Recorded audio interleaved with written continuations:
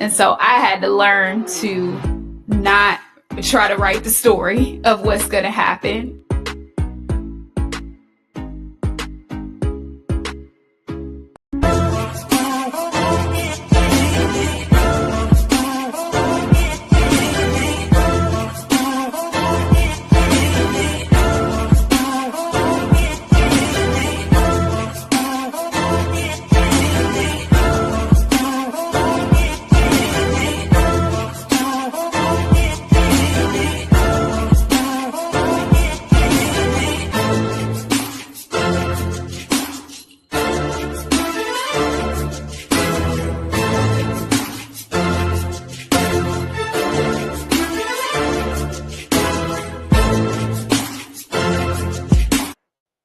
Welcome. You're tuned in to Leadership Beyond Burnout, where we encourage you and your organizations to heal, lead, and succeed. I'm your host, Dr. Kimberly L. Wilson, and our purpose today will be to educate, inspire, and to entertain you. Now, as you engage with us, you'll hear information to help you transform your experiences and relationships. Now, if you're new here, I'm so pleased to have you, and make sure that you listen throughout the episode for some of the actionable steps and challenges so that you can begin to integrate them into your workplace and into your life. And I want to say welcome home to all of our fired up friends. Feel free to send questions to us during the episode or our guests, and you can connect with me later if you like on www.drkimberlywilson.com.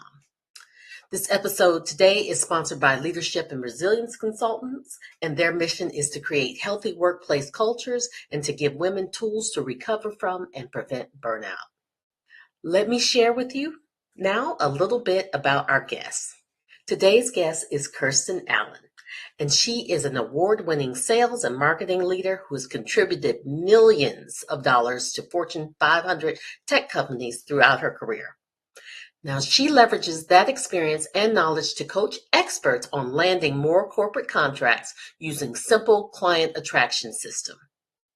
Her clients have landed contracts with household names like Louis Vuitton and many nonprofit organizations.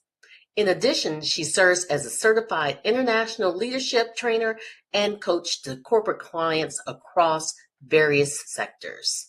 And without further ado, let us introduce Kirstyn Allen. Hi. Hi, thank you so much for being here today. I appreciate you. Thank you, Dr. Kimberly, for that amazing introduction. I am so excited for this conversation as well. Wonderful. I want to start out right from the rip and have you share how you feel you bring healing to this world. Yes. And so for me, you shared a lot about my story, and what you didn't share yet that I want to also add some context to is that my life was not always, mountaintop to mountaintop or getting these different accolades. I've had moments where I experienced setbacks or valleys, right? And so the way that I bring healing to the world is to help people learn from my experiences, whether they were positive or ones that were challenging, and help them be able to navigate their situations, knowing that someone who is just like them has experienced things and also has been on the other side of success, and giving the tools to navigate that. So I believe all of my experiences give me a way to learn a better way through. And it's my role to share that with those in my community or a part of my audience, or even those that I meet in daily life. And so sharing my experience and wisdom is how I bring healing to the world. That's beautiful. So would you say that another way might be to say that is that you help them to get out of those valley moments to a mountaintop, to kind of leverage that experience? Yes, exactly. Yes. Really all in a way to establish personal fulfillment.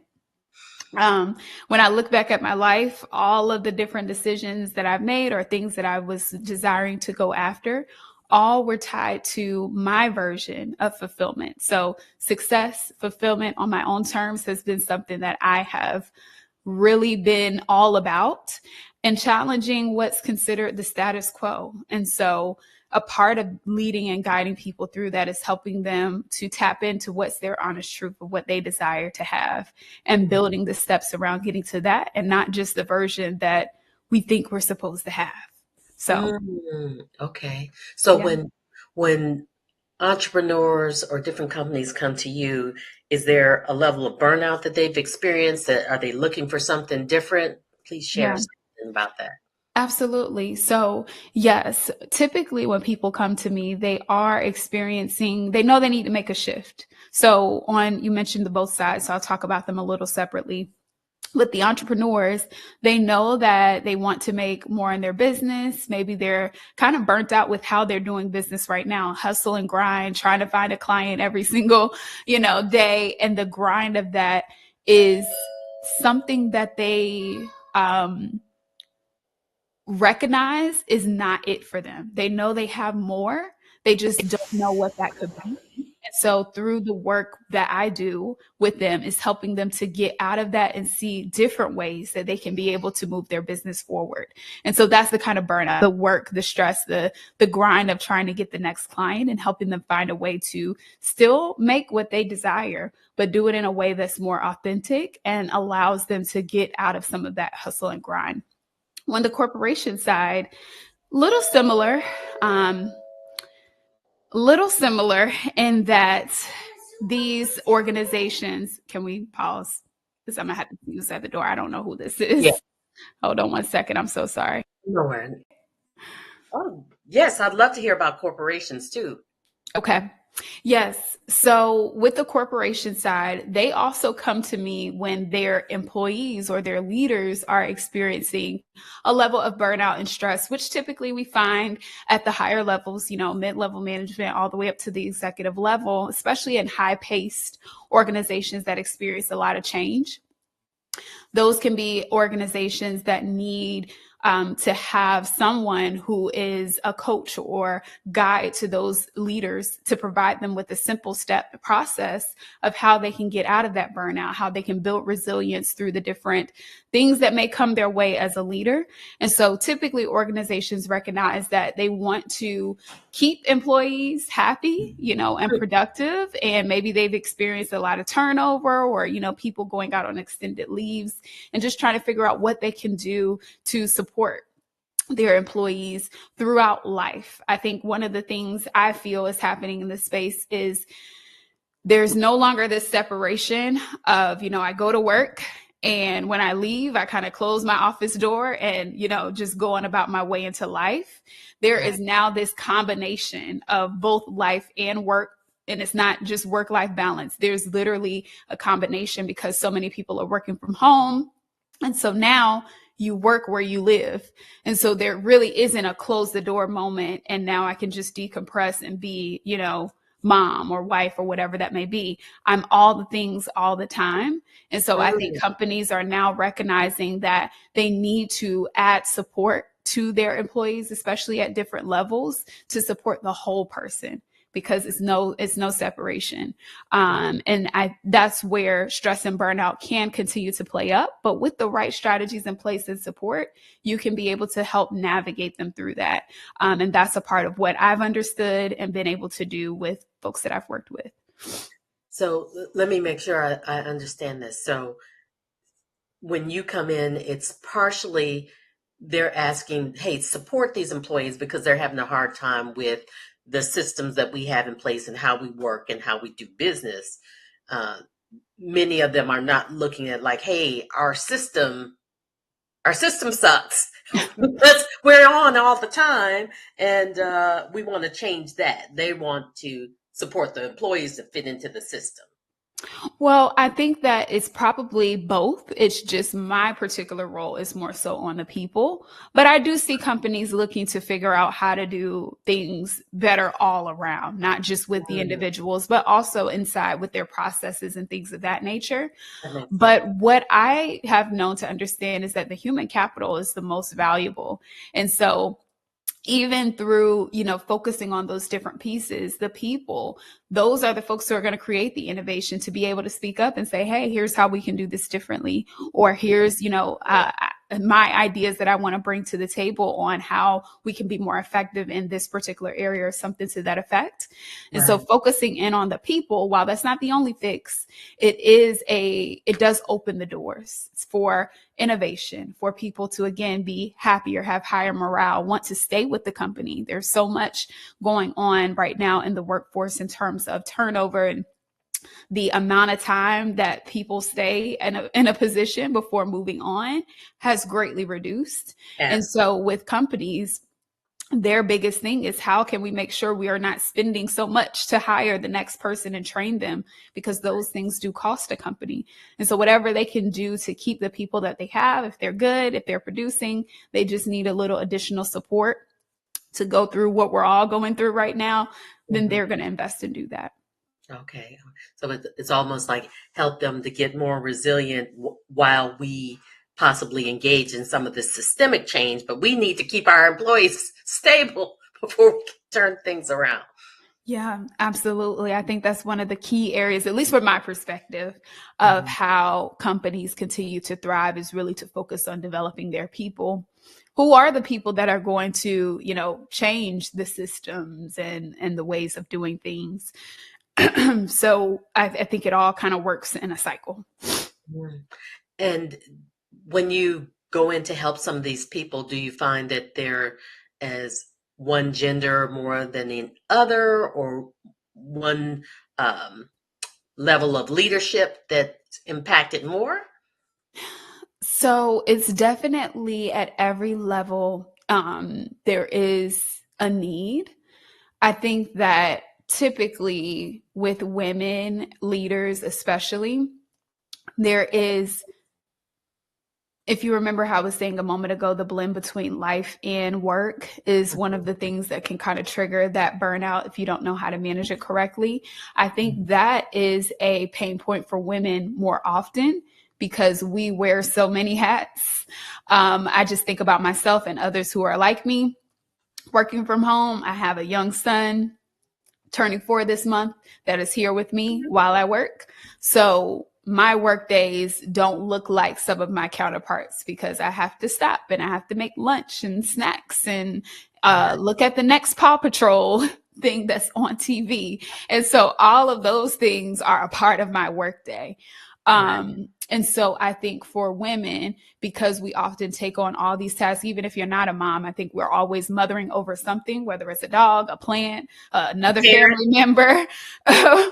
We're right, always mothering something. And so that in itself can create this same experience at work, taking on everything, trying to mm, be in ownership of certain projects and just putting more on our plates than what's required. For various reasons. I don't want to title it, but I could say in some experience, it could be, really trying to validate ourselves. Like we are valuable here. Here's all the things that we're doing to show that we are valuable. right. So things of that nature are patterns that I often see with women, and through the things that I work through people with, obviously it could help men as well. But I can understand the nuance of those different hats and how that really affects how we show up at work. And so when we're working through things, we're talking about how do you see yourself? And so I think the biggest thing about leadership coaching and just coaching in general, it's not just about it's not training. So it's not just how to do the job better. It's about who you are, how you're showing up, and how you can remove any internal roadblocks that are preventing you from getting to success. And so women especially, but also another group that I want to talk about is even early in career folks. And Hmm. so a lot of the work that I have done in the past as I've developed some of these skills have also been with like university talent and, students going out into the workforce. And just in talking with some of those university leaders, one of their main challenges is students are getting, everything right on campus. They're getting the grades, they're having a good campus experience. But as they transition out into the work world, there is some breakdown. They're Right. seeing like students rescinding offers or, getting to these companies and getting fired. I think I saw a LinkedIn article recently about students getting a few months in and then getting fired from these organizations that they were recruited from. And so I think this type of burnout, stress management, but just even understanding that transition is also needed in the early in career space, because so much has changed even in that arena, whereas there's so much pressures put on younger folks these days with social media and just different things going on that maybe past generations didn't experience. And so as they're transitioning into the work world, some are ill prepared. Some do not have the support that they need. Some need to understand some of these tactics that we're talking about today so that as they move into these arenas, they understand how to be more productive, how to use their voice, how to really start their career off on the right foot. And so I'm personally passionate about the early in career space as well, getting some of these strategies. Where do you think that passion comes from, though, for those in the early career space? I think that a part of it comes from, I understand what my experience was. And so I was a first generation. So both of my parents had some college at the time, but I was a first generation, like 4-year, went away to school, on campus, the college experience that you would expect. I was the first one in my family. And so I didn't have anyone to tell me, like, I didn't know even about sororities. I know we're talking about leadership, but I didn't know anything about the on campus experience when I got there. And so everything that I learned was bootstrapped. I remember interviewing for internships, and the first year interviewing bombed, right? The next year I got everything that I needed. Like, I went to different workshops. I was just always very inquisitive to learn how I could be better. Came back the next year to intern for the same company, and they were like, "Oh, we got to have you. Like, this is a 180 turn." And so I think about those experiences where I didn't have, and I'm very thankful to my university, North Carolina A&T State University, because they gave me the tools to be able to be successful in my career. Had I not had those experiences where, yes, I failed, but I had places to go and learn, then I wouldn't have been able to graduate with multiple job offers and started off a successful career. And so I know what that's like to not have that experience. And so a part of what I do is, how can I share what are some of those pitfalls, kind of how we talked in the beginning, and what's that process to be more successful, because I was in those shoes. And I think that our early in career talent, or our newly employed folks, they are our future. They have innovation. They have so many things to offer being fresh out of college. And so if all we need to really equip them with is the soft skills, then that could be the change for these companies and the change for the world at large, because of so much they have inside of them. Let's equip them with the things to make them more successful. Right. And I love what you touched on when you talk about burnout in terms of that lack of professional, personal efficacy, really feeding into that level of burnout, because you can be very technically skilled, but if you don't have the technical expertise to know how to navigate personalities and or that sense of guilt because you can't take on more, you don't have the capacity to take on more, but then you bring all the shame upon yourself. Why can't I do it? I always get A's. Yes. It's like they see that D coming in. It's like, oh my gosh, I'm failing, or that F. Yep. I absolutely understand that part, always expecting yourself to do well and then experiencing that setback.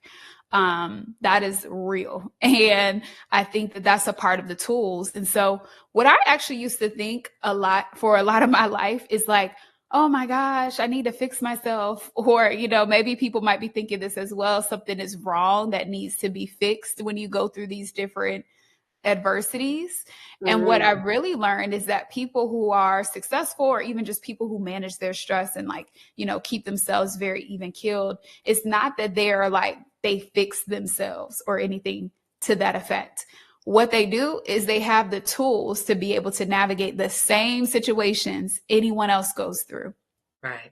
And so, Right. yes, they may have these negative thoughts. They may have these, what's going on with me? I had this setback. I didn't get the A. I got the D. They have these same situations, but then they just say, well, they use their tools to be able to move through it. So there are so many different things to achieve that balanced state that people do, whether it's journaling or a walk or, just evaluating situations and figuring out how to move differently. It's not the absence of adversity. It's really the presence of the tools to get through those situations. Yes. And one of my favorite tools for people is expectation management, and really understand. So if you find yourself getting angry or upset or just drained every time you interact with a person, sometimes it's not the interaction, it's you're hoping that they're going to be different. You Yeah. believe that they should be different. They could be different. And it just ticks you off every time that they're not. But you know what? People are pretty much who they are. Yep. Accept them for who they are and learn how do I navigate this particular personality? Because they're Yes. not changing it for me. Yes. I think that is so good. And what you said too, it's all about what we can control is our reaction. What we can't control is what we contribute to the conversation. And so I think that's just a freeing point itself. It's like, it's not our job to change people. That's way too hard. And that's a waste of our lifetime to try to do that. What we should really improve on is how we respond ourselves. So maybe we don't have conversations with those people at certain times if we already know where it's going to go. Maybe we don't voluntarily share certain information that we know is not going to turn out in a favorable way in a conversation. And so just knowing those things, as you said, sometimes it can be the default thinking could be, well, they should be this and they should be that. What should I be in these situations? How can I change it by what I do? Right. So Absolutely. yeah, that was a freeing point for me as well. I had to learn, maybe I just don't talk about these things with certain people. Maybe I need to set better boundaries, which is also a part of the burnout and stress management for sure, is how you handle boundaries and conversations that you may need to have with people that might be slightly uncomfortable. Right. Right. One of the roadblocks, and I'm curious if you find this as well, for people is to setting boundaries, is this fear of how the other person is going to respond. And I have to keep saying it's not about their response. It's how that feels for you. These boundaries are for you. It's not for the other person. We can't control how they're going to respond, what they're going to say, or what they're going to do. But you need to be clear, what do you need and how will you navigate the possible outcomes of their reactions, and not how do you control their reaction. Yeah, I think that is a big point as well. A lot of times people say, just kind of very laissez-faire, oh, just set better boundaries. Oh, just say no. But there is a other side of that too, as you just mentioned, that you have to manage the response of it. So it's not just, I'm glad when you talk to people, you share with them those sides, because it's not just wake up and tell everybody no, but you also have to understand how to manage how you feel about it. I think even to go deeper, just giving my own personal experiences, I am a recovering people pleaser. I'll be completely honest. And so as I learned to have better boundaries with people and say things, and maybe it didn't necessarily blow up, but you could see they may have felt a way about it, even just slightly, then I would feel like, oh man, I shouldn't have said anything. I feel so bad, Right. That part. so there are those feelings that play in your mind as well that you also have to work through. And just know, like, okay, if I say this, I'm going to stand in what I said. Standing And on business. That's the English phrase. yes, exactly. I'm going to stand on that. And I'm just going to have to move through whatever uncomfortable feelings I may have. So it's like they may have the feelings, but you may also, if you kind of can identify with me, with the people pleasing, or just whatever you may feel around setting boundaries, those feelings are still going to come up for you too. And you have to still navigate through it and stick with your decision. So I definitely see that part as well. And that is another tool that you would need to use to navigate setting boundaries with people. Right. Yeah. And the irony sometimes as well is that what you're getting all anxious about and apologetic for is sometimes not even their thought or Not their even a thought. reaction. They don't even know. Because I've definitely had people say to me and like, "Oh, well, I thought that," and I was like, "I don't even know that. That wasn't even in my brain at all." And Yeah. they've gotten all worked up about how I might be thinking or feeling or whether I'm angry, and like, no, I was actually just sometimes I had that face. That is so true. I'm gonna have to out myself again. I mean, I might as well. We're just having this conversation. So I was that person too, of like playing out a whole feature film over a situation. Like literally just, oh, they're gonna say this and oh, they're gonna say that. And then I'm gonna have to, just like writing a script of a most disastrous situation that's Right. gonna happen when you address something, right?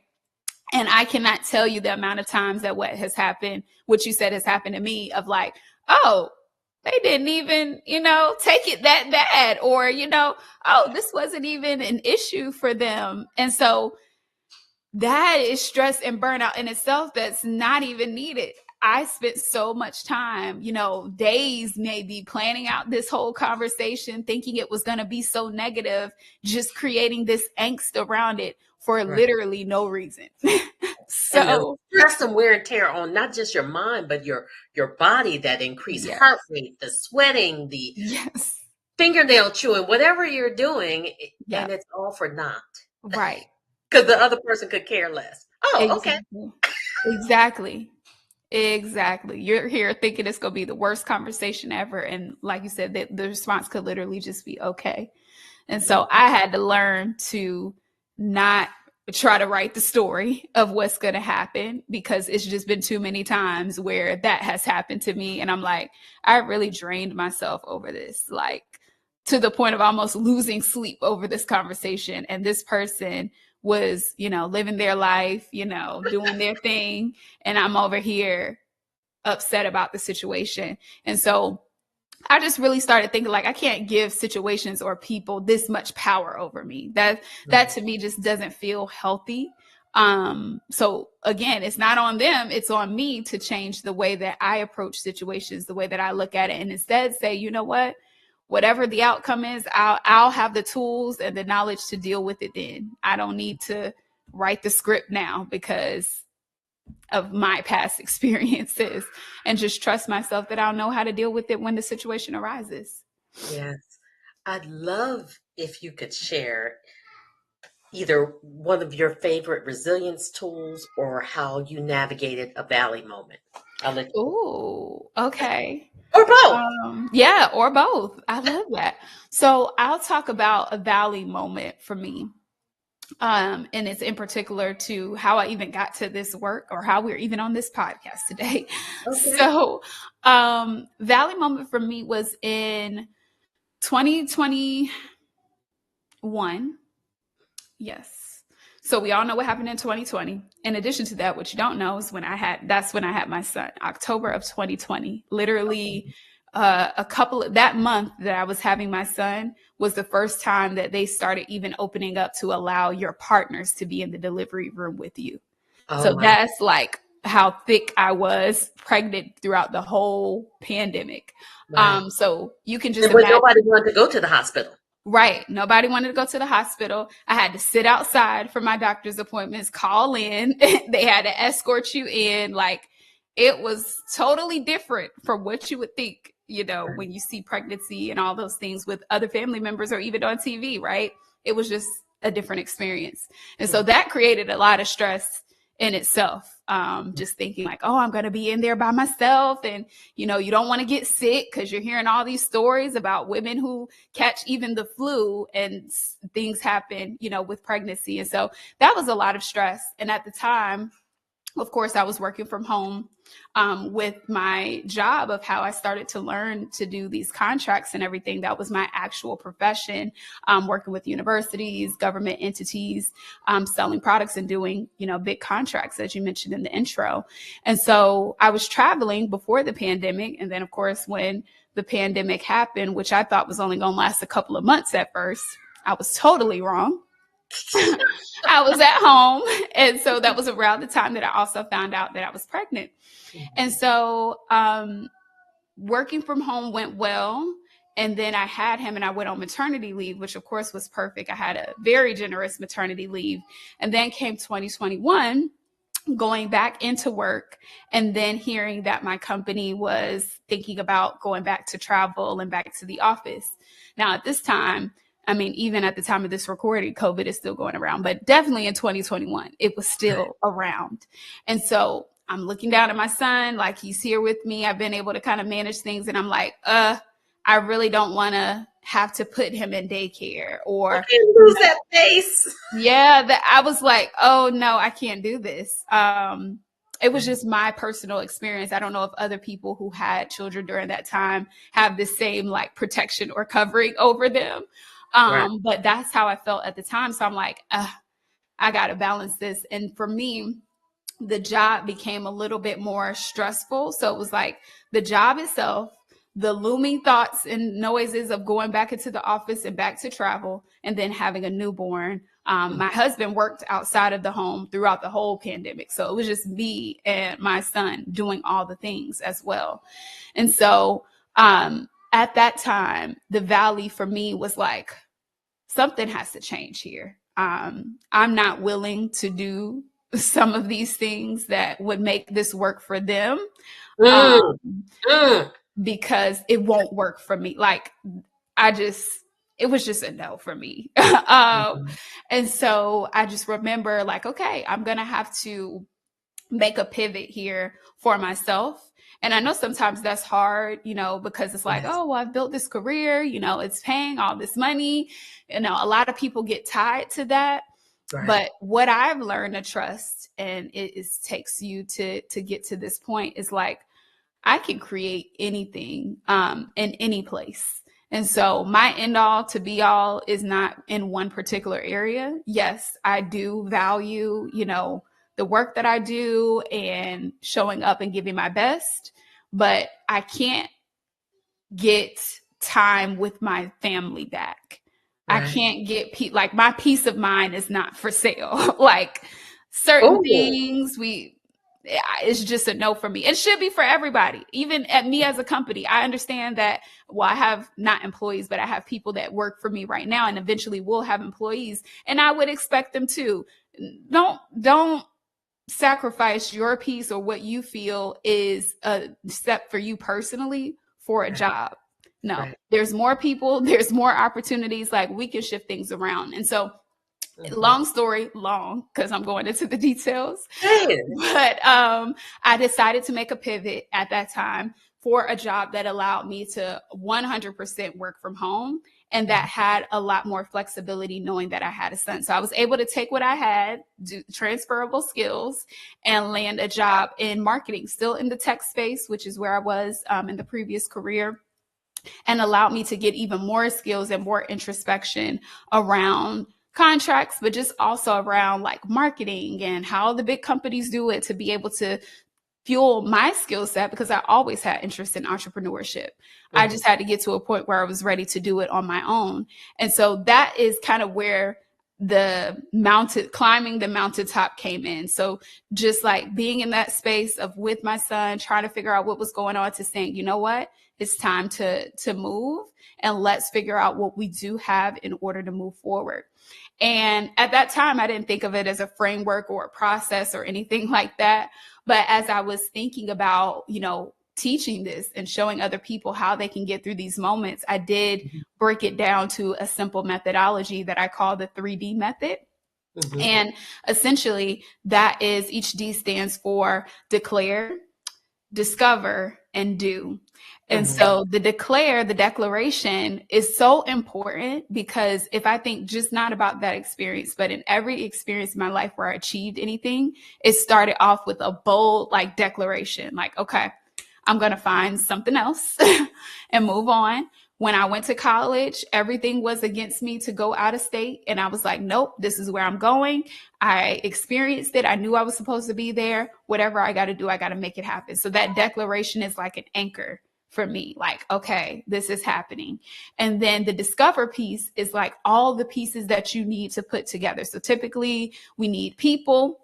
We need resources. We need something to achieve our goals. We're not just going to do it ourselves. And so that may be polishing up your resume to figure out what your transferable skills are. That may be, going online and seeing what positions are available. That could be talking with someone to figure out, how you can better present yourself in interviews. All those things are a part of gathering the pieces that you need.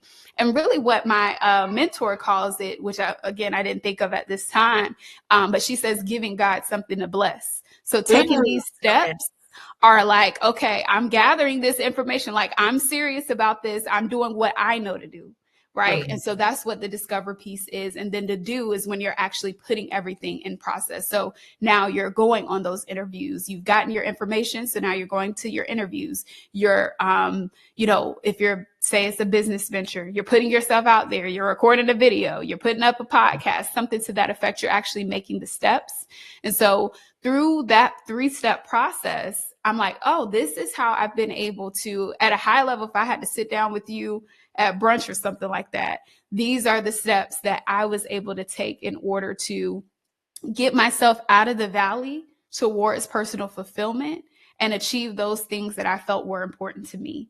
And so that's not necessarily a resilience tool. That's what I use to get out of the valley. So what do you think about that before I keep going?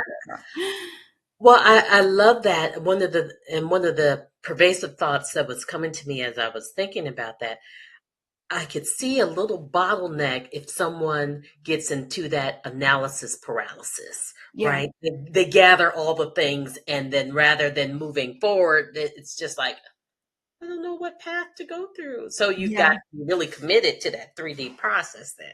Yes. And that's a good point. So,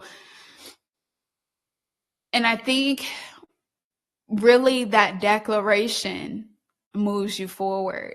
I wish I could explain it in a way, but it's like a feeling when you know that this is where you're supposed to go. It's like that flag, right? Yes, it's like a deep commitment. It's not just something that you're interested in, right? It's not something that's like, oh, this would be nice. No, it's like my sights only go here. So even when I'm in my discovery phase, I'm only focused on things that are related to getting me further in this area. And so the reason behind having the process is to help kind of contain some of that analysis. But also, of course, there are other, things to consider throughout the process to help, keep it streamlined. But even like I've worked this when I got my first car. I'm just thinking about another experience. I was like, I'm going to have a car by the end of the week. I'm tired of, I finished my first year of college. I'm tired of taking the bus everywhere. And I was like, I'm getting a car. So that was my declaration. I had already experienced a whole year of having to go just to Walmart and waiting an hour for the bus to come back. Like, I'm not doing that anymore. I did that all year long. So I was very clear. So every step that I took, I was like, all right, dealerships, boom, here's, these different cars that I could get. I got a job to be able to, support the payment. So everything that I did was like, no, because I'm getting this car. Anything that is outside of that, I can't do. So that, to me, that declaration is just everything, because then you know exactly what's going to take you further. And then even if you have all these steps, you're like, well, I'm taking one step, because at the end of the day, I'm getting this car. I'm going to this school. I'm changing this career. I'm building this business. And so I'm committed to the start, no matter how messy it looks, no matter how, I'll just tell you the story with the car. I had to overdraft my account to get the down payment. I was like, look, We'll worry about the overdraft fees later. So I was just that committed to it. Oh man. Okay, so Yes. that commitment or that declaration kind of sets aflame the fear. You Yes. just get this fearlessness because you've got to achieve that goal. I'm not even sure you can write. Do people even take checks anymore? I'm not even sure. Except for your business. No, I don't know, but I knew I could. I said, how much can I take out of this ATM? I think I needed like $500. This was one of those buy here. What is it called? Buy here, pay here. Oh, pay, yeah, buy here, pay here. Yes, it was one of those. It wasn't a Nissan. It wasn't a Acura. It was one of those on the side of the road, buy here, pay here spots. And so they were like $500 down. I'm like, okay, I got this job. I think the car payment was only going to be like $250 a month or something like that. I'm like, oh, I can make that work. And Uh-huh. so, but they needed $500 down and I hadn't got paid yet. So I said, I'm going to see what I can take out of this ATM. I think I was able to take the 500. When I got paid, I paid my fees that I needed to do. And I had the car and I had that car until I was able to upgrade it. And so it worked out. It wasn't necessarily the most, I know my finance people that might be listening to this be like, don't do that. Hey, it got me moving. And I was no longer waiting an hour to take a Walmart trip at school. Right. You got back some time. And got back some time and so many other things. I was able to get home and, I had someone that lived close to me that she and I were able to ride together. So it just all worked out. But all of that to say that, yes, as you mentioned, that declaration becomes everything. It becomes that thing that keeps the fuel of the fire going. It keeps you focused. It keeps you fearless. It keeps you resilient because not everything is going to go your way. There are going to be trials, but then you say no. I knew the feeling that I felt when I stepped on that campus. I knew the feeling that I felt when I decided that going into business was for me, or when I decided that this promotion was for me. And so Right. no matter what is against me, my fallback is always going to be on that declaration. I could talk about this all day. I love that. Okay, the declaration. So hopefully someone can take that nugget and make a new declaration for themselves. So you don't get mired in, just to make sure that I understand it completely. One of the first steps in that is not getting mired in what exists or what Yeah. you think is possible. You just have to be clear on like, this is where I'm going. You're clear on the end in mind. Yes. And then the way will be made. Mm. That's what I believe. When you're clear on where you're going, the way will be made. And no matter how many people, because I've had to deal with this too, being someone who felt others may be able to identify with this, felt different or felt like That's everybody's not a going good this idea. way, but for whatever reason, I want to go this way. I just I don't know what's going on here, but I just feel like I'm the only person that's trying to go down this path. And so it's not to, that declaration keeps you following your own path because it's not, if you're having those thoughts, it's because you're not meant to go this way. You're meant to follow this path. And yes, it might be uncharted territory. You might have to build as you're going along, but it's your path. And the steps will appear as you continue to follow that path.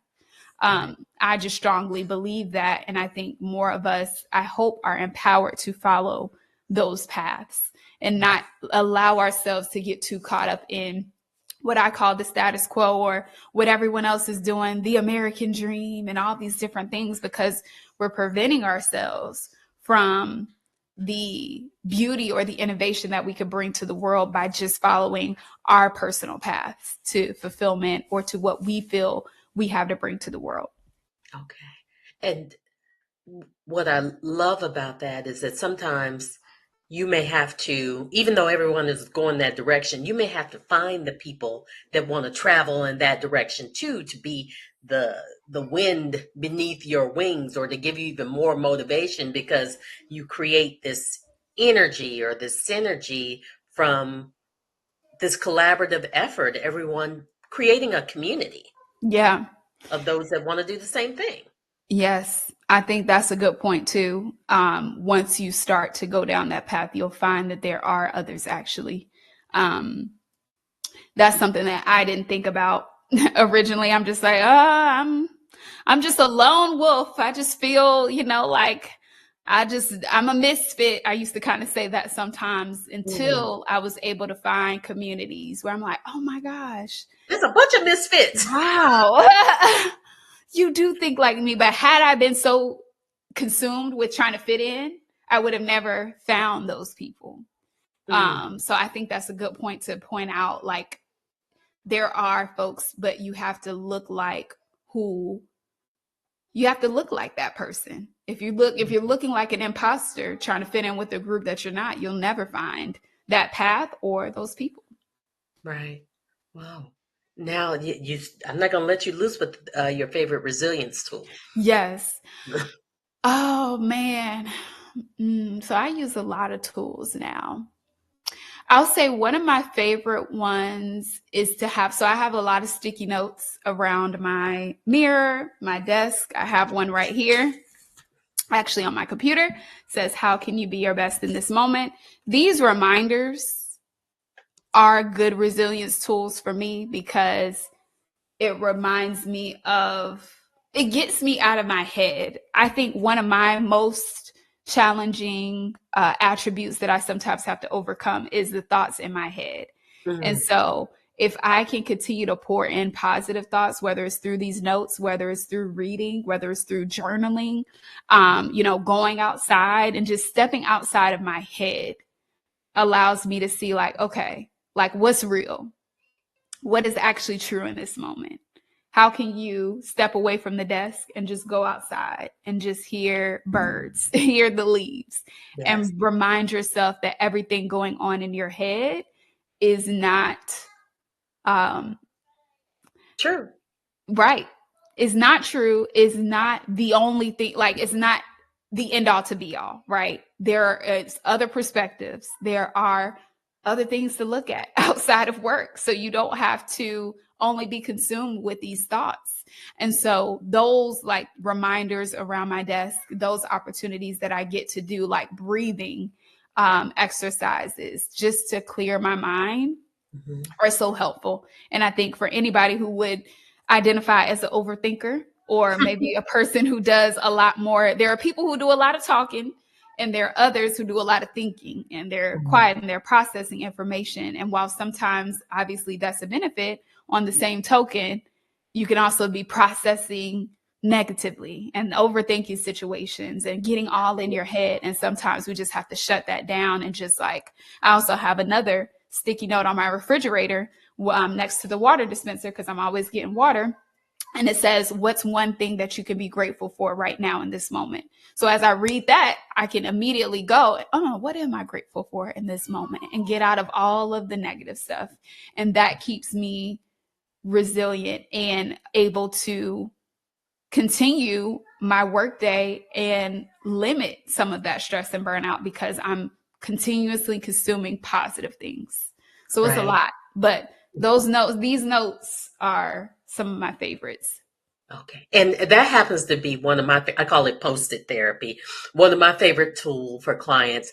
And I move it just a little needle further is I tell them that after a period of time, whether it's a week or 2 weeks, move the post-it because it Oh, begins to fade into the background yeah. and it's like the rest of the furniture and you're not paying it any attention. So you've got to vary where you put it. So it's like, oh, okay, yeah, that's right. I'm supposed to do that. Yes, that's good. That's good. I So love now you it. can put it in someplace different. I'd love to offer you the opportunity right now to be able to issue a challenge to our audience Okay. for something that they could begin to integrate into their lives personally or professionally or both to be able to make a change in their Yeah. circumstances. Yes. So many of you will probably be able to expect this, but my challenge to all of you is to make a bold declaration. I think that would just be so game changing for any one of us who are experiencing that stress and burnout or, really trying to figure out how to break through to your next. is make a bold declaration and just be fully honest with yourself. Here's something that I know about, at least people who can probably identify with me, is that it's not that we don't know what that next step is or what that declaration is. So if you're saying, I don't know what I want to declare right now, you do. Oftentimes we say that because we're afraid that whatever that next step is probably like the big scary thing that would take us out of our comfort zone. And, we're used to being the A student over here. And so we don't want to raise our hand for something that we're not so sure we can ace.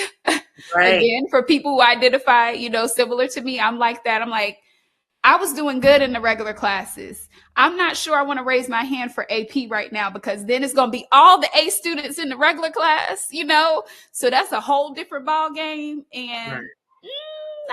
I don't know if I want to do that. And so if you identify as being high achieving in that way, be completely honest with yourself.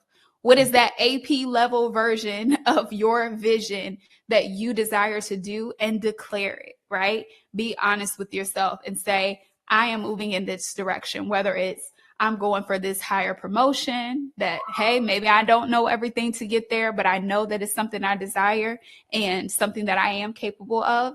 Make it clear and make it plain, whether it's starting the business, whether it's something, within your family or your relationship, whatever it is, make that bold declaration, because right now, some of the stress and burnout could be because you're not in alignment with what you truly see yourself doing.